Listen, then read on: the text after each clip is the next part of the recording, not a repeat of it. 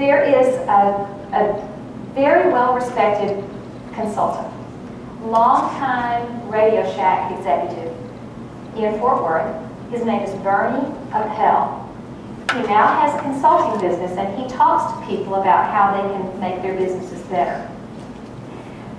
Bernie is a frequent visitor at TCU, and every time there is an executive breakfast in this room, there are usually 200 to 250 executives, business leaders from all over the city.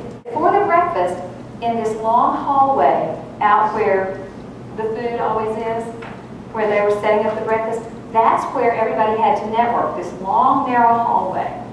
So I was standing over at the registration table helping people register, and I saw Bernie come in, and I kind of waved to him, and I saw him look around. He went over to a person who was standing by themselves, and he walked over and he said, "Hi, my name's Bernie. What do you do?"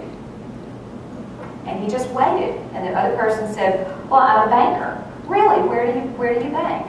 "Well, Frost Bank." "How long have you been there?" "What is your role?" "What's the favorite thing about your work?" He just kept asking lots and lots of questions about this banker and his background. And he said, "What is your connection to TCU?" "Well, I graduated from here." He said, "I did too."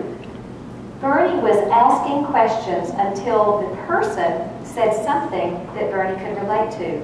And then suddenly he was making a connection. And that's called an anchor, anchoring the conversation.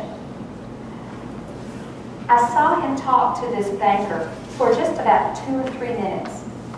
And then he said, "I know that there are a lot of other people here that you would like to talk to, so I'm not going to take up any more of your time. Here's my business card. Would you mind if I contacted you again? I'd like to learn more about your background." And he said, "Sure." So they exchanged business cards, shook his hand, and said, "I hope you enjoy the breakfast." And I saw Bernie walk over to another person standing by themselves.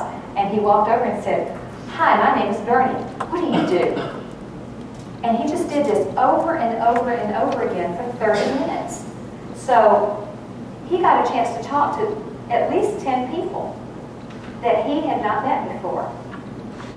He really never said a whole lot about himself. But the thing that did for him was it made him more interesting because he was interested in the other person. So that's another thing that I'd like for you to write down. It's more important to be interested than to try to be interesting and come up with something really clever to say. Now on your page, I want you to write down what you would say if you were then, instead of asking the questions, if you were asked, "So tell me what you do."